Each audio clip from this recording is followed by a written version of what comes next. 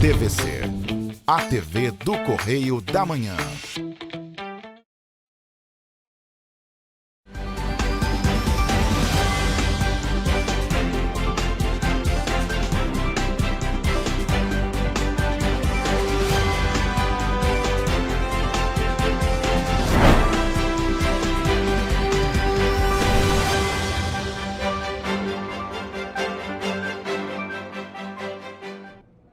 Olá, e começa agora mais um Correio Petropolitano na TV, primeira edição. Eu sou Mariana Braga e estamos ao vivo dos estúdios da TV Correio da Manhã em Petrópolis, trazendo as principais notícias da região, especialmente para você. Hoje é terça-feira, 16 de junho, e você vai ver a seguir. Homem é morto a tiros no bairro Ponto Azul, em Três Rios. Jovem é preso após tentar fugir de abordagem policial em Três Rios. Defensoria ajuiza ação contra o município após elevador do Hospital Nelson Saerp quebrar em Petrópolis. Brasil cria 85 mil postos de trabalho em abril. Três Rios e Paraíba do Sul têm saldo positivo e Petrópolis recua na geração de empregos. Bebê prematuro é transferido por helicóptero de Petrópolis para o hospital no Rio de Janeiro. Obras da UPA de Teresópolis estão em fase de ampliação. Agora, no Correio Petropolitano na TV, primeira edição.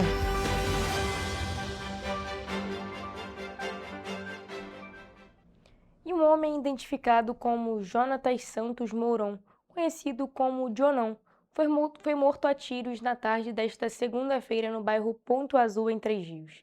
Segundo informações preliminares, ele estava em um restaurante quando foi surpreendido por criminosos em uma motocicleta. Confira.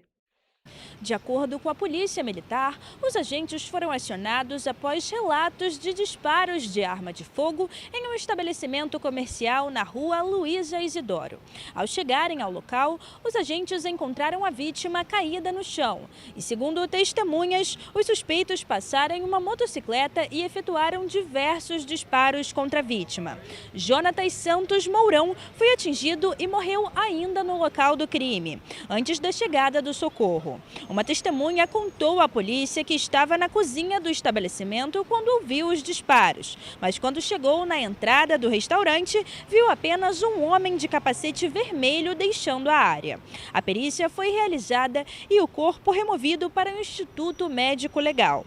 Em nota, a Polícia Civil informou que o caso foi registrado na 108ª Delegacia de Polícia e que as diligências estão em andamento para identificar a autoria do crime e esclarecer as circunstâncias da morte.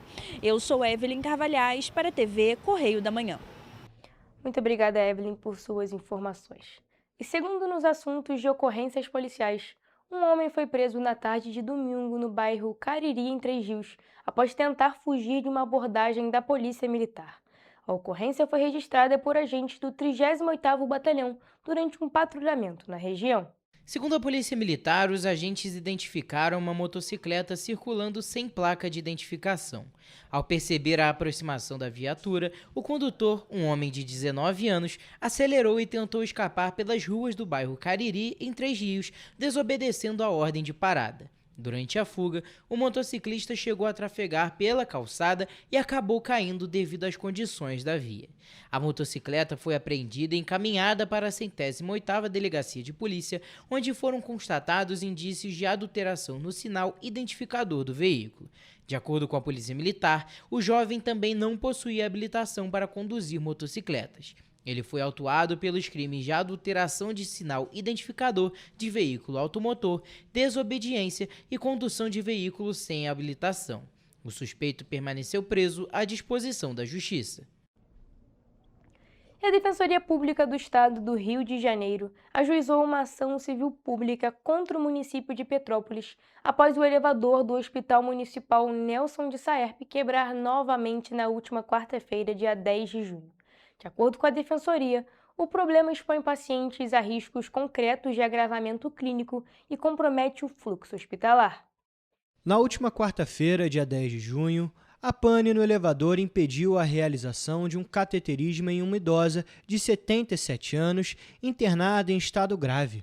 Com isso, a Defensoria Pública do Estado do Rio de Janeiro ingressou com uma ação civil pública contra o município de Petrópolis para garantir o funcionamento seguro e contínuo do Hospital Municipal Nelson de Saerpe, uma das principais portas de entrada da rede pública de saúde da cidade. A investigação realizada pela Defensoria Pública constatou que a atual paralisação do elevador do Hospital Nelson Saerpe não se trata de um fato isolado, mas sim de um problema estrutural e reiterado que vem ocorrendo ao longo dos últimos anos, com diversos episódios de paralisação.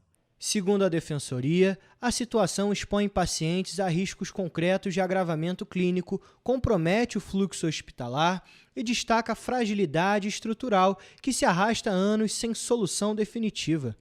Esta não é a primeira vez que o elevador quebra. Em fevereiro deste ano, o mesmo problema aconteceu e, naquela ocasião, a falha impediu que pacientes tivessem alta e fossem internados. Se trata de um único elevador do hospital, que é um hospital vertical, portanto, o único meio de acesso para pessoas acamadas, pessoas com dificuldade de locomoção para os pisos superiores e também dos pisos superiores ao térreo. A paralisação do elevador provoca um efeito em cadeia na rede de atendimento.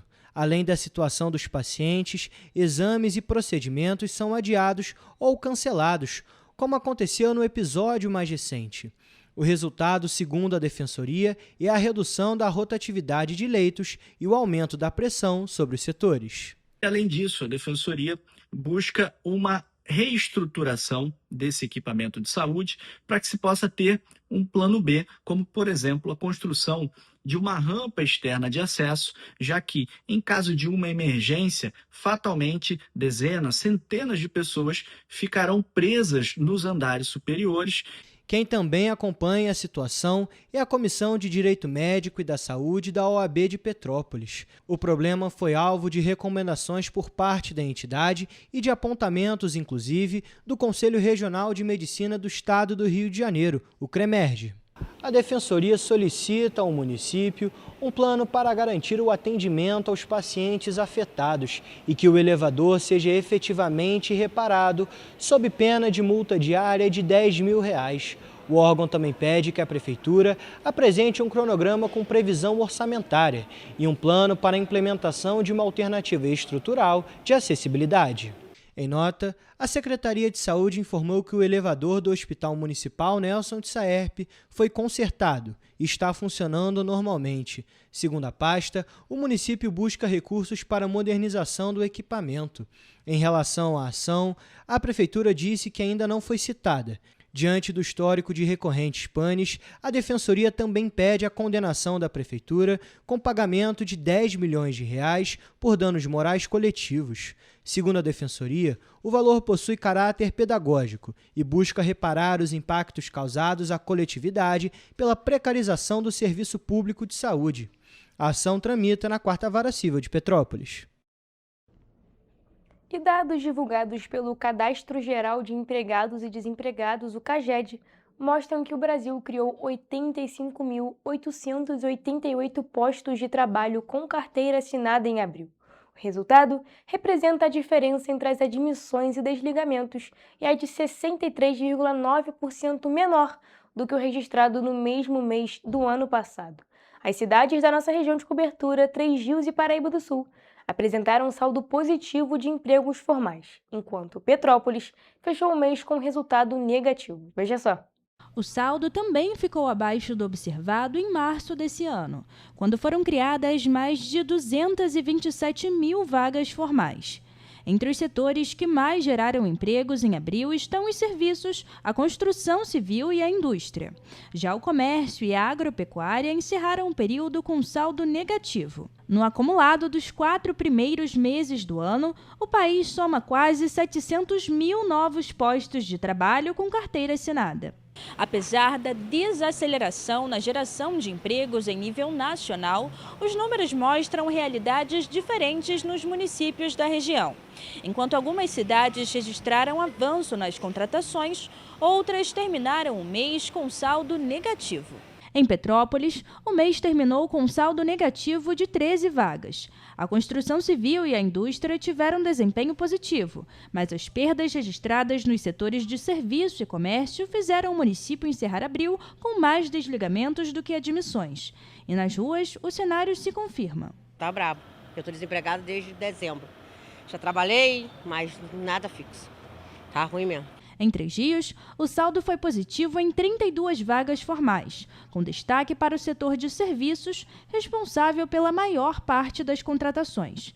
Enquanto em Paraíba do Sul, foram criados 3 postos de trabalho, impulsionados principalmente pela indústria. Esses números reforçam como o mercado de trabalho pode apresentar realidades diferentes, mesmo entre municípios da mesma região. E ontem conversamos aqui ao vivo com a Evelyn a respeito do bebê prematuro que estava internado aqui em Petrópolis e que foi transferido de helicóptero para o Hospital Universitário Pedro Ernesto, no Rio de Janeiro. Ainda de acordo com a Secretaria Municipal de Saúde, o pequeno Teodoro necessitava de uma cirurgia cardíaca e, por isso, a Prefeitura, em parceria com a Secretaria de Estado de Saúde, montou uma grande operação na última semana. Vamos acompanhar agora um material completo sobre o assunto. O transporte logístico exigiu uma UTI móvel e uma incubadora neonatal de transporte para levar o recém-nascido até o helicóptero. O pequeno Teodoro vinha sendo acompanhado pela equipe de cardiologia do Hospital Alcides Carneiro, que, ao constatar a necessidade de intervenção cirúrgica, solicitou uma vaga regulada no Hospital Universitário Pedro Ernesto, considerado referência em cirurgia cardíaca. O bebê estava internado na unidade de tratamento intensivo, a UTI neonatal, devido a uma cardiopatia, comum em casos de prematuridade extrema, segundo a Secretaria de Saúde. A transferência aérea foi viabilizada por um helicóptero, que pousou no campo do Esporte Clube Correias, que fica próximo do Hospital Alcides Carneiro, em Petrópolis. A Prefeitura realizou a operação em parceria com a Secretaria de Estado de Saúde. A transferência foi feita na última quarta-feira, dia 10 de junho. De acordo com a Prefeitura, o bebê já passou pela cirurgia e se recupera bem. A família moradora da região da Estrada da Saudade, em Petrópolis. Agora, ainda falando sobre saúde, mas mudando de cidade, a obra de reforma, modernização e ampliação da unidade de pronto atendimento Natan Garcia Leite, em Teresópolis, está na fase de ampliação. Está sendo realizada a construção de novos espaços em alvenaria para abrigar dormitórios, geradores, depósitos e salas administrativas, permitindo assim a expansão das salas amarela e vermelha em 50%. Confira. Está em andamento a construção de um espaço para atendimento aos pacientes com síndrome de abstinência alcoólica e de 4 abrigos para ambulâncias na UPA de Teresópolis. Além do trabalho de construção dos novos espaços, as equipes contratadas pela Prefeitura também atuam na revitalização da fachada da unidade de pronto atendimento. O projeto de reforma e ampliação da unidade de pronto atendimento contempla ainda a remodelação do estacionamento e a revitalização de toda a área externa, com iluminação especial.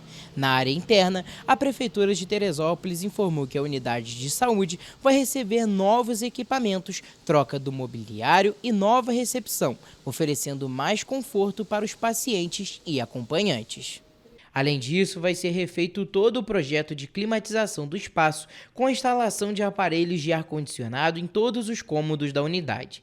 A unidade vai receber um reforço na estrutura metálica, com a colocação de piso compensado naval, uma chapa de madeira estrutural amplamente utilizado por sua alta resistência à umidade. O piso da unidade também vai receber um vinículo novo.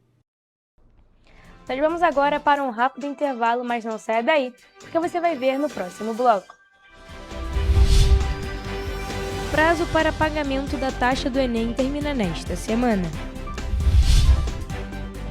Inscrições para o SISU Mais 2026 estão abertas até sexta-feira. Brasil terá rede de proteção aos direitos da pessoa idosa.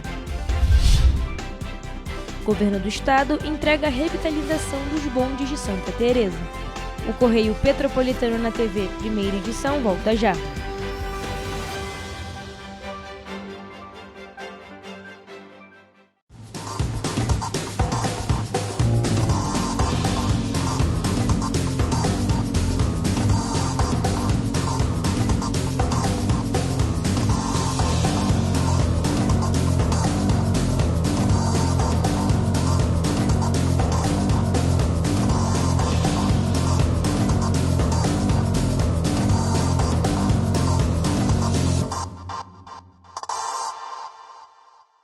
Petrópolis, uma cidade histórica, que agora tem um novo ponto de conexão. O Correio Petropolitano se renovou e leva o que de mais importante acontece na cidade, de maneira mais ágil e acessível. Acesse as notícias de Petrópolis de maneira rápida e prática, onde quer que você esteja. Fique por dentro dos acontecimentos da cidade, da política, da cultura e muito mais. Correio Petropolitano. A informação de qualidade a um clique de distância. Acesse www.correiopetropolitano.com.br. O estado do Rio de Janeiro é com certeza um estado de inspiração. Eu sou mais RJ. E você? Sou mais cultura. Sou mais emprego. Sou mais segurança, com mais polícia nas ruas. O Rio de Janeiro está em alta. Para onde você olha, tem mudança acontecendo. Que orgulho viver aqui. Somos um estado que não para de crescer. Governo do estado do Rio de Janeiro. Enquanto você pensa que poderia ganhar igual aos homens, a Alerj faz. As leis que você precisa, a Alerj faz. Baixe o aplicativo da Alerj e conheça seus direitos.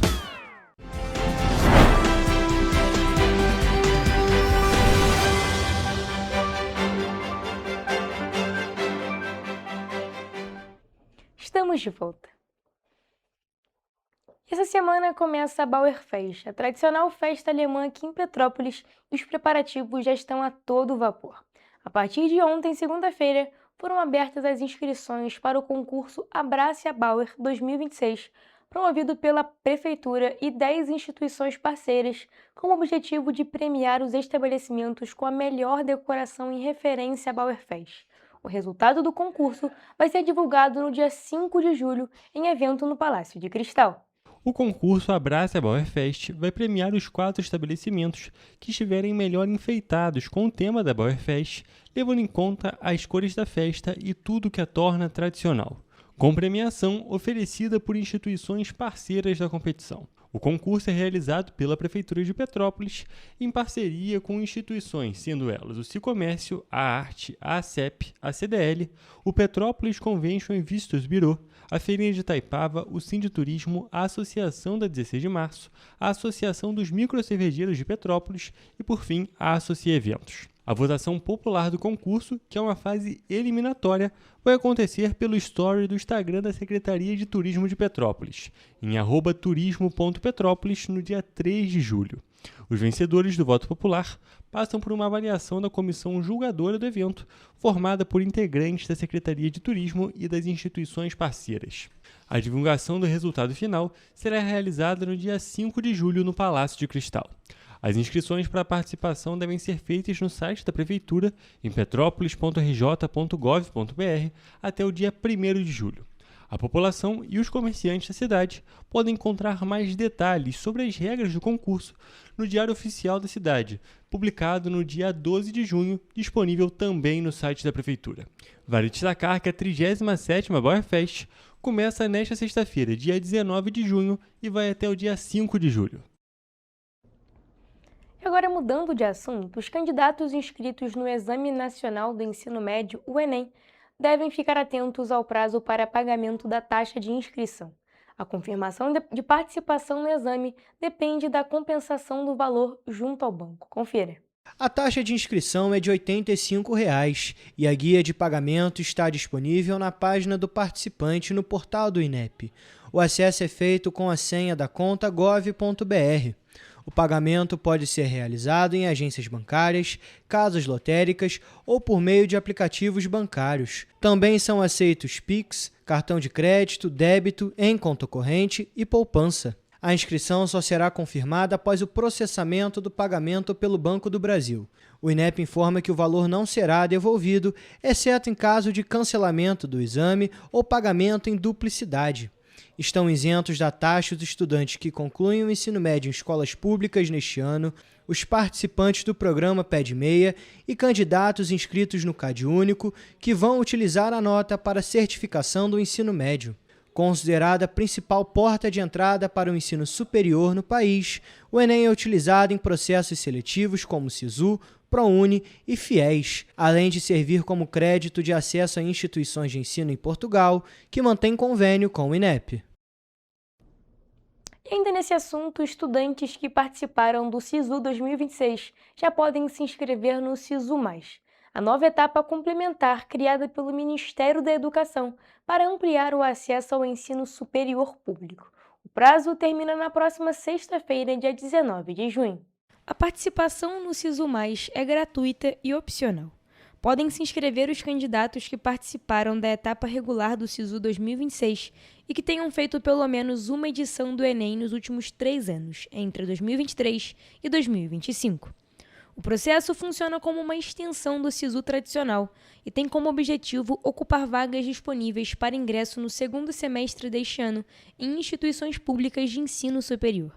Nesta primeira edição, 34 instituições, entre universidades e institutos federais, aderiram à iniciativa. Para participar, o estudante deve acessar o Portal Único de Acesso ao Ensino Superior e realizar a inscrição na área destinada ao SISU+. É possível escolher até 2 cursos, independentemente das opções feitas no processo seletivo de janeiro. Durante o período de inscrições, o candidato pode alterar as escolhas quantas vezes quiser. O sistema também permite atualizar informações socioeconômicas e modalidades de concorrência quando necessário. A seleção será feita de forma automática. Para cada curso escolhido, o sistema considerará a edição do Enem que garanta a melhor média ponderada ao candidato, de acordo com os critérios definidos pelas instituições participantes. As notas de corte ficarão disponíveis para consulta durante o período de inscrições. Além disso, serão respeitadas as modalidades de concorrência previstas pela Lei de Cotas e pelas ações afirmativas adotadas por cada instituição. A chamada regular será divulgada no dia 24 de junho. Quem não for pré-selecionado poderá manifestar interesse na lista de espera entre os dias 24 e 26 de junho. As matrículas dos aprovados na chamada regular começam a partir de 25 de junho. Já os candidatos convocados pela lista de espera poderão se matricular a partir de 1º de julho.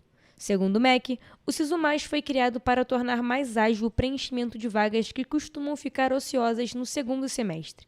A expectativa é reduzir a necessidade de múltiplas chamadas e facilitar o acesso dos estudantes às oportunidades oferecidas pelas instituições públicas de ensino superior. E o governo federal criou nesta segunda-feira uma rede nacional para fortalecer a proteção e a garantia dos direitos das pessoas idosas. A iniciativa prevê a atuação conjunta de diferentes esferas do governo e entidades da sociedade civil. A rede tem como objetivo ampliar a articulação entre a União, estados e municípios na elaboração e execução de políticas públicas voltadas à população idosa. A proposta é garantir o acesso a direitos com base nos princípios da equidade, da não discriminação e do respeito à diversidade do processo de envelhecimento. Entre as principais atribuições estão o incentivo à produção de diagnósticos sobre o envelhecimento da população, o fortalecimento da participação social e o apoio a fóruns e entidades que atuam na defesa dos direitos das pessoas idosas. A coordenação será feita pela Secretaria Nacional dos Direitos da Pessoa Idosa, em parceria com o Conselho Nacional dos Direitos da Pessoa Idosa. Os participantes também deverão compartilhar informações, monitorar políticas públicas e apresentar planos de ação alinhados às diretrizes da rede. A adesão será voluntária e cada instituição ficará responsável pelos custos de sua participação. A expectativa é que a iniciativa contribua para o fortalecimento das ações de proteção e promoção da qualidade de vida da população idosa em todo o país. E agora, indo direto para o Rio de Janeiro, o governo do estado concluiu as obras de revitalização do ramal Silvestre, dos tradicionais bondes de Santa Teresa, e também iniciou a circulação com passageiros na quinta-feira, dia 11 de junho. As obras incluíram uma ampla intervenção na infraestrutura, com a renovação da via permanente, reestruturação da rede aérea e também recuperação do pavimento, retomando seu trajeto original. Estamos iniciando os testes tripulados do novo ramal Silvestre do bonde Santa Teresa. Após o período de testes de percurso com os motorneiros, iniciados no dia 1º de junho, os moradores e visitantes foram liberados para embarcar para fazer o trajeto do ramal Silvestre, que estava desativado há mais de 20 anos. A gente vai ter aí, ao longo desse mês de junho, o início dos testes tripulados. Esse período vai ser importante para a gente testar o equipamento, testar o trecho, conscientizar a população e os motoristas também, que ainda estão estacionando seus automóveis aí ao longo do novo trecho. Em julho, após a avaliação dos resultados dos testes, a grade horária será definida, incluindo os horários de maior demanda e divulgada para a população. Durante a fase de testes, os bondes vão circular às 10 da manhã, 11 da manhã, 2 horas da tarde e 3 horas da tarde. A linha Silvestre para a gente vai ser muito importante para fins, de primeiro da expansão do bonde para levar os moradores e a população para todos os pontos de Santa Teresa, e tem um projeto muito bacana também de integrar com o trem do Corcovado para fazer aí também mais um ponto turístico combinado do nosso município, estado do Rio de Janeiro. A ação, conduzida pela Secretaria de Transporte e Mobilidade Urbana por meio da Central de Logística, faz parte do processo de modernização, que também contemplou a retomada do ramal Paula Matos, após mais de 10 anos fora de operação, e também a ampliação da equipe que atua no sistema. Com aproximadamente 5,84 quilômetros de extensão, o trajeto do ramal Silvestre recebeu 667 toneladas de novos trilhos, 27,8 mil metros quadrados de pavimentação, a implantação de sistema de drenagem pluvial e quase 6 quilômetros de rede aérea requalificada, elevando os padrões de segurança e a confiabilidade da operação. Nós vamos agora para um rápido intervalo, mas não sai daí, porque na volta temos o Correio Esportivo.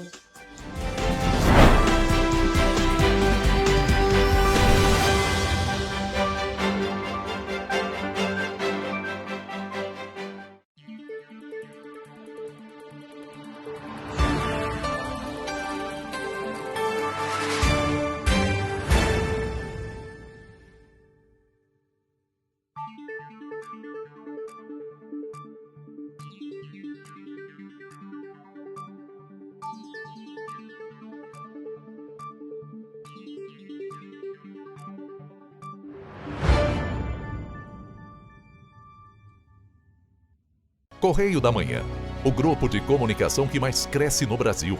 5 gráficas, 5 jornais diários. Correio da Manhã, Correio Nacional, Distrito Federal, Sul Fluminense, Petropolitano e agora Correio da Manhã São Paulo. Além do Jornal da Barra, Jornal de Turismo, Revista O Cruzeiro, TV Correio da Manhã e estúdios próprios. Grupo Correio da Manhã, informação com tanta credibilidade que é impressa todos os dias. Enquanto você acha que alguma coisa deveria ser feita contra o racismo, a Alerj faz. As leis que você precisa, a Alerj faz. Baixe o aplicativo da Alerj e conheça seus direitos. Segurança com inteligência, estratégia e ação. Antes não tinha, agora tem. O governo do estado investe mais de 16 bilhões por ano em câmeras de reconhecimento facial, central de vídeo monitoramento, mais policiais, viaturas e muito mais. É isso, Edu. Flávia, antes entrava e saía governo, os bandidos seguiam armados. Hoje o Rio bate recordes na apreensão. Antes o investimento do Segurança Presente era só na capital. Agora são mais de 50 bases em diversas regiões. Vai daí, Gisele. O Rio sempre teve vocação para grandes eventos, certo, Tenente? Positivo. Agora também dá show em planejamento. Antes não tinha estratégia. Agora temos até uma agência central de inteligência. Isso dá mais agilidade nas investigações, né, Major? Claro, Flávio. Positivo. Bota positivo nisso. O Rio de Janeiro tem um governo que trabalha muito. Primeiro ele faz, depois ele mostra. Como tem que ser, né?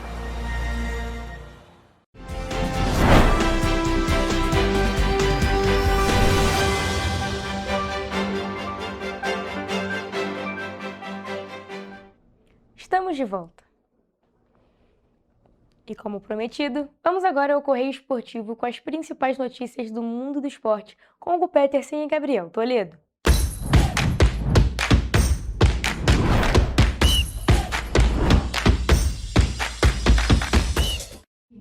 Começamos agora mais uma edição do Correio Esportivo, o momento de focar em esportes aqui na TV Correio da Manhã. Na edição de hoje vamos falar sobre futebol, basquete e Fórmula 1.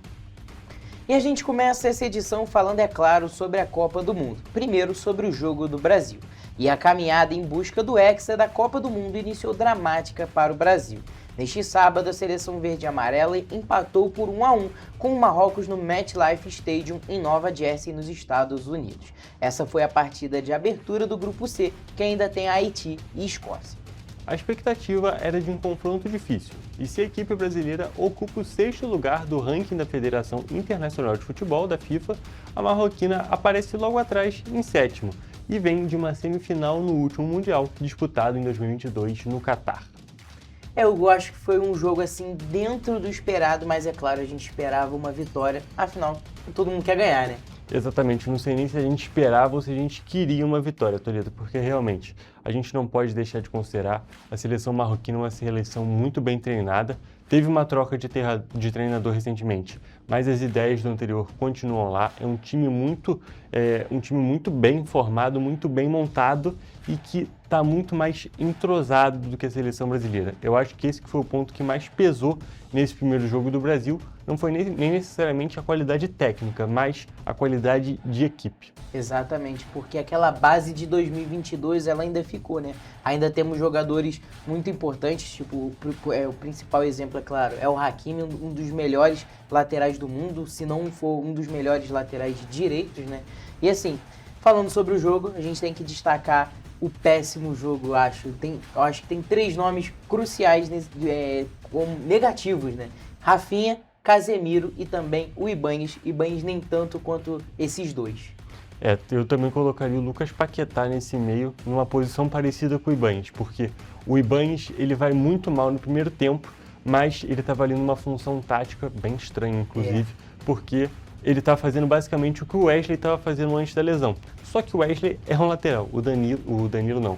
O Ibañez é justamente um zagueiro que está improvisado ali e não tem aquela mexida ofensiva. Exato. Então, ele estava tendo que ocupar uma posição e não tinha ninguém na ponta direita. Eu nunca vi isso. Um time que tem 3 pontas esquerdas. Então, a situação para ele estava muito complicada. Então, ficou meio prejudicado. E o Lucas Paquetá foi mais uma situação dele mal mesmo, porque ele foi muito mal no primeiro tempo. Na minha visão, inclusive, ele é o pior jogador do Brasil no primeiro tempo, disputando bem perto com o Casemiro também, mas no segundo tempo ele consegue ir fazer um futebol bem ok. Aí quando ele tava melhorando, ele sai do jogo, né?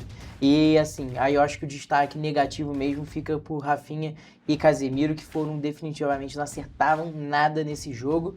E de se pensar, é claro, para o segundo jogo, afinal a gente tem opções muito boas no banco de reservas. Outro destaque negativo também, acho que foi o Igor Thiago, que eu acho que não foi não foi culpa dele, eu acho que foi o jeito que ele estava jogando para ele, né? Eu acho que é aquilo, ele é um centroavante matador, jogar a bola nele na área, mas não estava sendo acionado da maneira correta. Exatamente, definitivamente não era o dia dele. Eu acho que essa questão da função podia estar complicando um pouco, mas a gente não pode tirar a culpa do jogador também, porque na hora que o jogo estava 0-0, o Brasil estava tomando uma pressão absurda, ele tem a bola do jogo, né, Toledo? Porque se o jogo foi 1-1 e ele perde um gol cara a cara da maneira que ele perdeu, que ele erra o cabeceio, ele erra o tempo de bola, então assim, a gente não pode tirar a culpa do jogador também.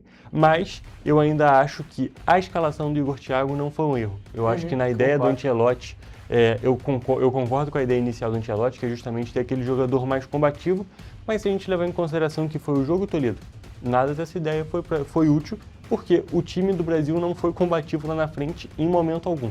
Se a gente falar desse time do Brasil, na realidade a gente tem que falar, foi um exército de um homem só, que o tão contestado Vinícius Júnior, que a gente tanto falou que não aparecia, ele chamou a responsabilidade e trouxe esse ponto para nós, porque se não é por ele, a gente estava muito enrolado. Exatamente, ele pegou aquela bola ali na ponta esquerda, já saiu, cortou, foi o Vinícius Júnior que a gente sempre quis ver na seleção, né? Fez um gol muito bonito também contra o Panamá, agora um gol muito importante e bonito contra o Marrocos, que ele com certeza decidiu esse jogo. Exatamente, Toledo. E a gente continuando falando do nosso time, que infelizmente não foi muito bem, eu acho que realmente o Ancelotti ele vai ter que dar o braço a torcer, porque está muito preso nessa ideia de 4-2-4 ainda, que apesar do Brasil ter tido 3 meio-campistas, o Paquetá estava jogando ali na meia-direita, mas quando precisava estar na direita ele não estava.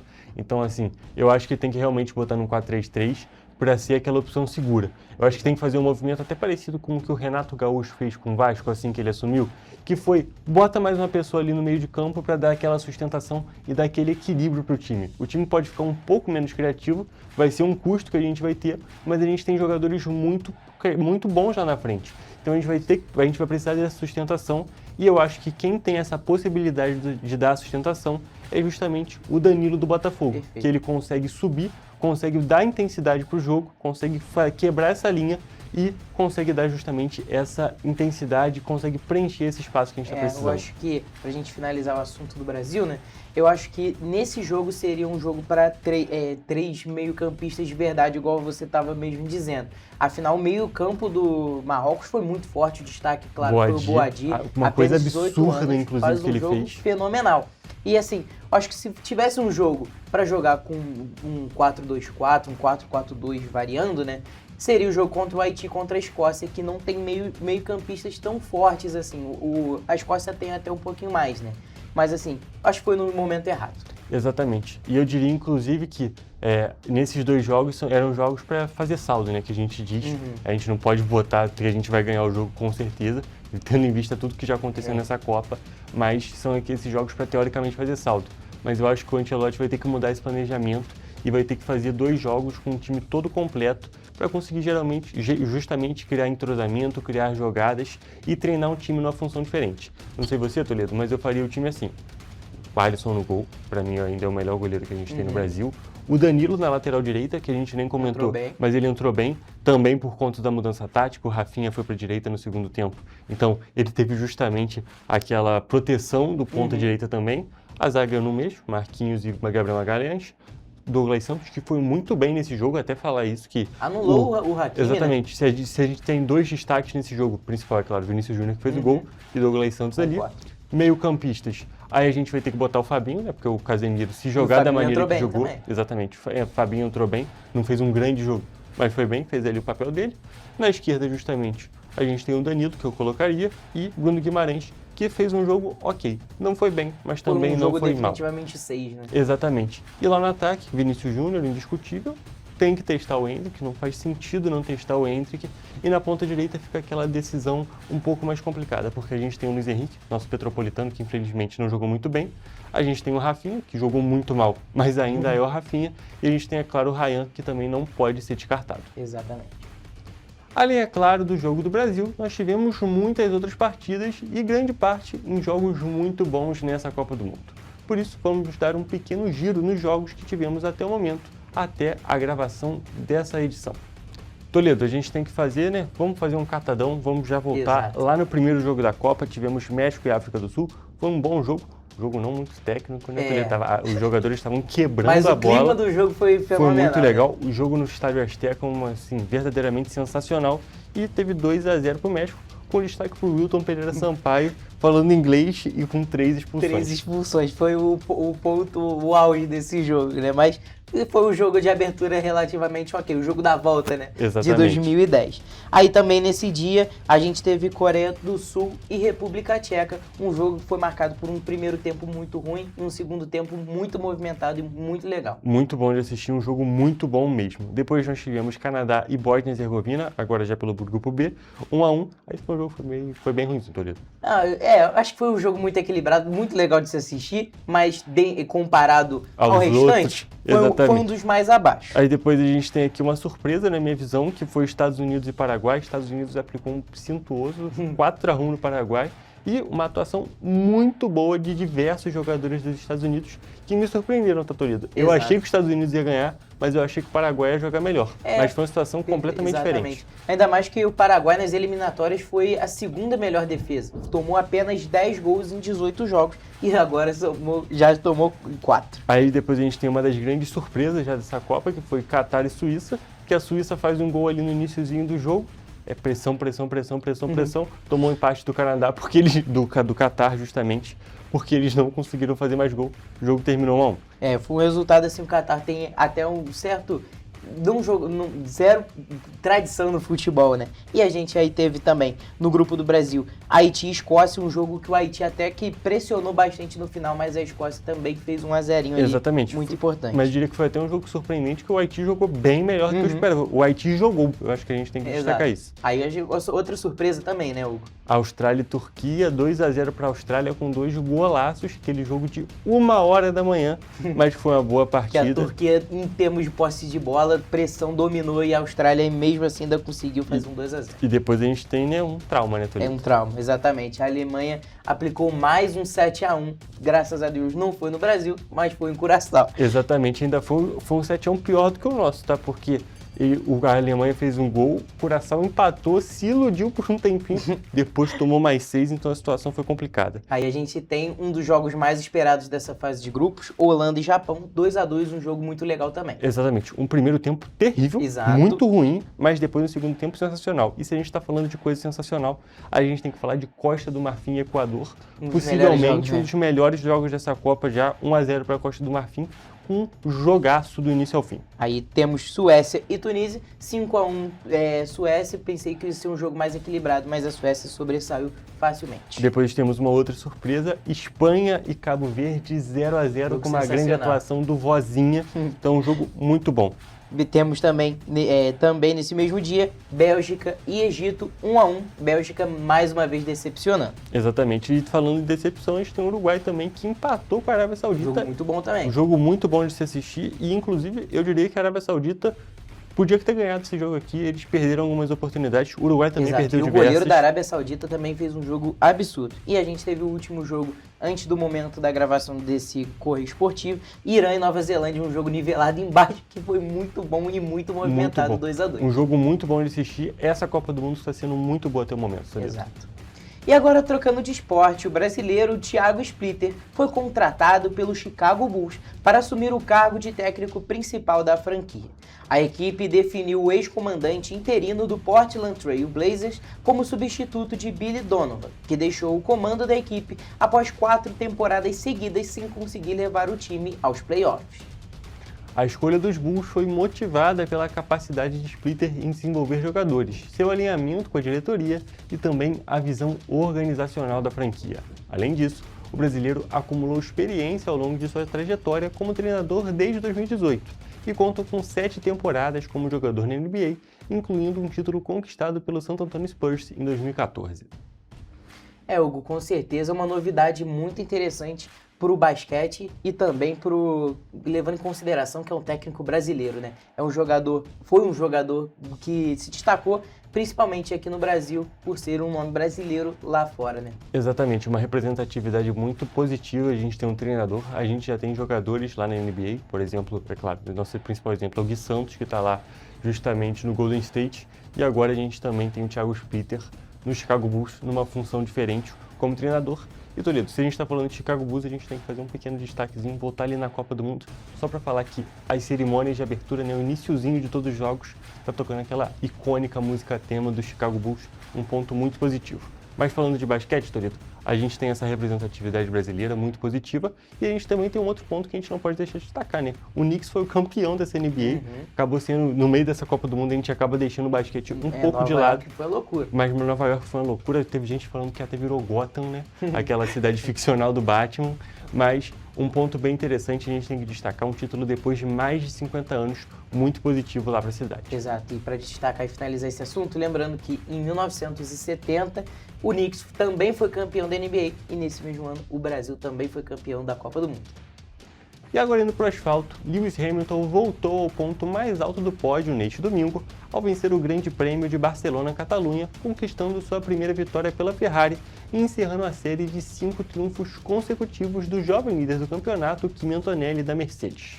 Aos 41 anos, o britânico alcançou um marco histórico ao se tornar o piloto mais velho a vencer uma corrida de Fórmula 1 desde Jack Brabham, que triunfou no GP da África do Sul de 1970 aos 43 anos. O resultado também marcou o retorno de Hamilton às vitórias após um longo jejum desde o Grande Prêmio da Bélgica de 2024. Eu acho que foi um resultado assim que muitos fãs da Fórmula 1 estavam esperando há muito tempo, né? Fazia tempo que o Hamilton não ganhava e agora com a Ferrari, sua primeira vitória em muito tempo. Exatamente, muita coisa não acontecia na Fórmula 1, faz muito tempo que a gente não tinha uma corrida tão movimentada nesse sentido para a Ferrari, porque assim, o Hamilton já vinha numa crescente nessa temporada, já tinha 2 segundos lugares, tinha conseguido seu primeiro pódio e agora ele está realmente se superando cada vez mais, superando. E parece que ele e a equipe começaram a se alinhar bastante. Ele está mudando bastante coisa lá na Ferrari e as coisas estão começando a dar certo. E a gente tem que destacar, né, Toledo? A gente estava até conversando com o Caio também, que participa aqui do Correio Esportivo em off, que esse grande prêmio é um grande prêmio com muita pouca movimentação, por conta da dificuldade de ultrapassagem. Então, essa foi uma corrida de estratégia e a Ferrari fez o que ninguém fez, que foi justamente fazer 3 paradas e foi muito positivo porque o Hamilton deu uma sorte ali com o Virtual Safety Car para conseguir permanecer na primeira posição. Mas mesmo sem esse Safety Car, muito provavelmente ele também teria ganhado a corrida porque ele estava muito mais rápido do que todo mundo. Exatamente, pura estratégia nessa corrida, né? Infelizmente, Hugo, nosso tempo acabou e assim a gente encerra mais um Correio Esportivo e a gente, é claro, se vê na próxima edição. Um beijo. Até a próxima.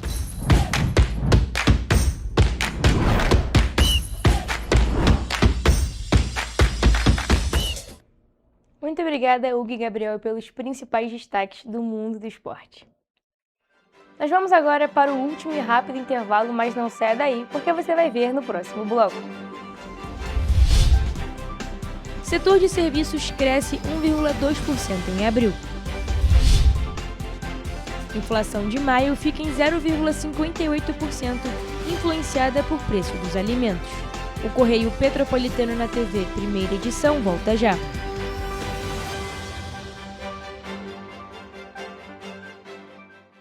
Antes, aqui no Rio, não tinha o devido cuidado com o meio ambiente. Agora tem. O governo do estado está despoluindo a Baía de Guanabara. E com obras de saneamento e ecobarreiras, devolveu as praias do Flamengo e Glória limpas e próprias para o banho. É isso, Edu? E tem mais. Antes o Rio não tinha combate ao desmatamento e nenhum programa de reflorestamento. Agora, o governo do estado fez a recuperação do ecossistema florestal e marinho. Gisélia, com você. Você lembra o que acontecia aqui quando chovia? Aqui, ó, alagava tudo. Agora, o governo do estado investiu mais de 800 milhões no Limpa Rio e limpou 3.000 quilômetros de rios, córregos e canais em todo o estado, evitando assim o impacto das chuvas. O Rio tem um governo que trabalha muito. Primeiro ele faz, depois ele mostra. Como tem que ser, né? Enquanto você imagina que poderia rolar desconto na conta de luz, a Alerj faz. As leis que você precisa, a Alerj faz. Baixe o aplicativo da Alerj e conheça seus direitos.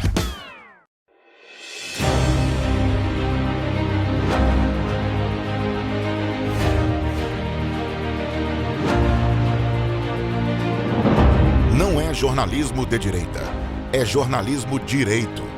Correio Petropolitano. Tudo que seu jornal não deveria ter deixado de ser. Todos os dias, em uma banca perto de você.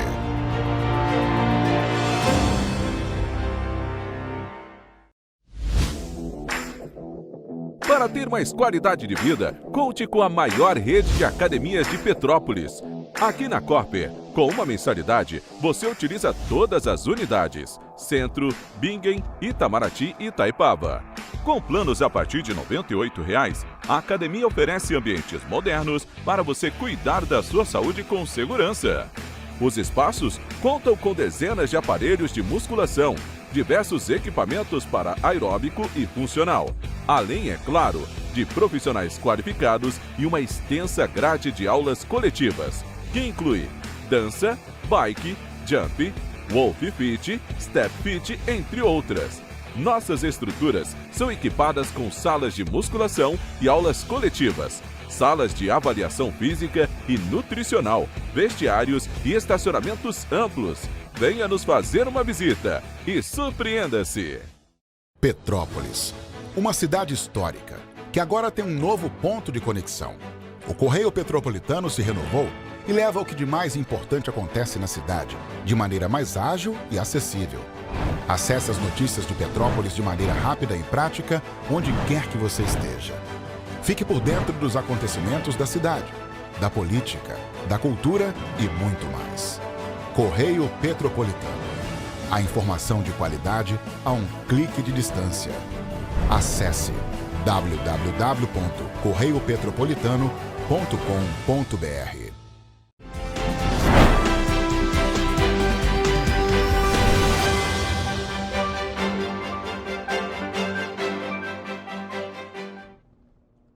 Estamos de volta. E o setor de serviços voltou a crescer no país em abril. De acordo com o IBGE, o avanço foi de 1,2% na comparação com março, recuperando totalmente a queda registrada no mês anterior. O resultado foi puxado principalmente pelo setor de transportes e pelo aumento das atividades turísticas. O desempenho positivo marca a primeira alta do setor em 6 meses. Segundo a pesquisa mensal de serviços, todos os 5 grandes grupos analisados apresentaram crescimento em abril. Entre eles, o destaque ficou para transportes, armazenagem e correios, que têm o maior peso na composição do setor. Com esse resultado, o setor de serviços fica 0,3% abaixo do topo da série histórica, alcançado em outubro de 2025, e 19,9% acima do nível pré-pandemia de fevereiro de 2020. De acordo com o IBGE, a recuperação veio após o recuo de 1,1% observado em março. O órgão destaca que a oscilação está relacionada, em parte, à distribuição dos dias úteis entre os meses. Mesmo com as variações recentes, o setor segue operando em patamar elevado, apenas 0,3% abaixo do recorde histórico registrado em outubro de 2025. Todas as 5 atividades de divulgação investigadas na pesquisa apresentaram um crescimento. Um destaque para o setor de transportes, com um crescimento de 0,9% em abril, após uma queda de 1,6% no mês anterior. O transporte aéreo de passageiros teve papel importante no resultado. O segmento cresceu 7% em abril, após acumular queda de 16,6% nos 2 meses anteriores. A redução no preço das passagens aéreas ajudou a impulsionar a retomada. Em seguida, nós temos os outros serviços, com crescimento de 2,2%, após um recuo acumulado de 2,1% nos 2 meses anteriores, e a alta de abril sendo alavancada pelos serviços financeiros auxiliares. Na sequência, nós temos serviços de informação e comunicação crescendo 0,5%, após uma queda de 0,6% observada em março, e o crescimento de abril observado um aumento nas receitas nas empresas ligadas aos serviços de tecnologia da informação. O turismo também apresentou forte recuperação. O índice de atividades turísticas subiu 4,1% em abril, recuperando parte das perdas dos meses anteriores. No Sudeste, São Paulo e Rio de Janeiro estiveram entre os destaques positivos do setor. E por último, nós temos serviços profissionais administrativos complementares, com uma variação positiva de 0,4% em abril, após uma queda acumulada de 2,1% nos 4 meses anteriores, e essa alta em abril puxada principalmente pelas atividades jurídicas.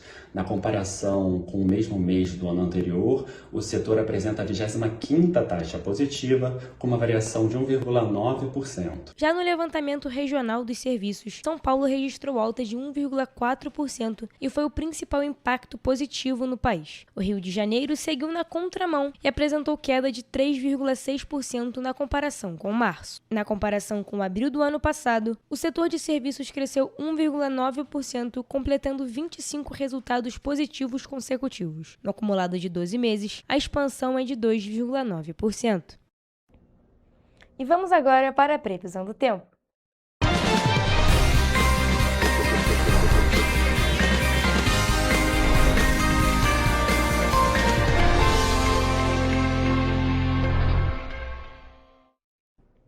Olha só, gente, eu já posso adiantar aqui que temos uma previsão bem diferente para as cidades da região serrana e as cidades do centro-sul do estado.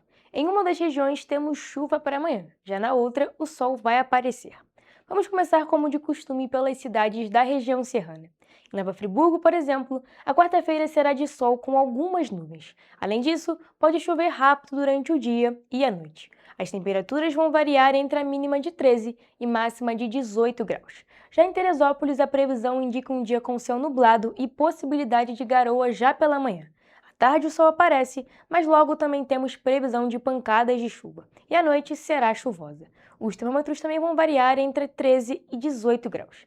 Aqui em Petrópolis o dia já vai ser um pouco diferente. A quarta deve começar com sol e com muitas nuvens. Na parte da tarde, temos previsão de pancadas de chuva que seguem até a noite. As temperaturas estarão ainda mais baixas, variando entre a mínima de 12 e a máxima de 17 graus. Agora mudando de região e indo para o centro-sul do estado, por lá não temos previsão de chuva para as cidades da nossa região de cobertura, viu? Em Paraíba do Sul, a quarta-feira será de muitas nuvens o dia todo, mas com algumas aberturas de sol em alguns períodos do dia. As temperaturas vão variar entre a mínima de 15 e máxima de 23 graus. Para finalizar nossa previsão, em Três Rios o dia será de sol com algumas nuvens e com névoa ao amanhecer. À noite o céu vai estar com poucas nuvens. Nesse caso, as temperaturas podem variar entre a mínima de 16 e a máxima de 24 graus. Muito frio, mas como de costume é a cidade da nossa cobertura com as temperaturas mais altas. Então a gente pode reparar que para amanhã temos previsão de chuva aqui para Petrópolis, Nova Friburgo e também Teresópolis. E o frio continua aqui, mas o frio também continua em Três Rios e Paraíba do Sul, porém por lá não temos chuva para amanhã. Bem, e essa foi a nossa previsão do tempo.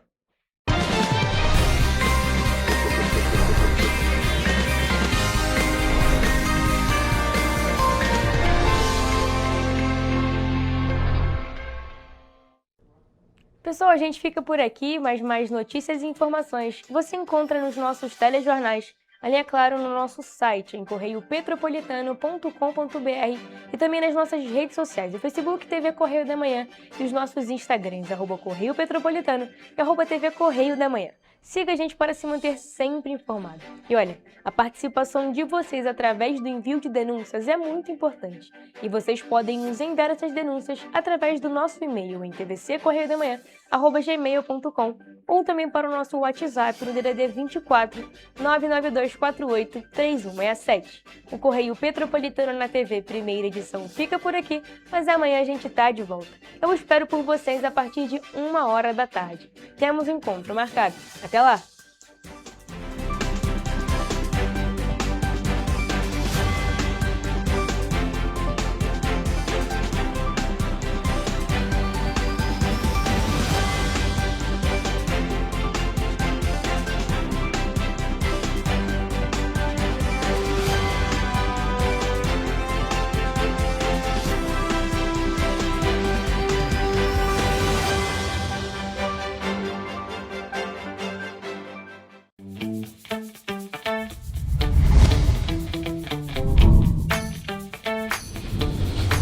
TVC, a TV do Correio da Manhã.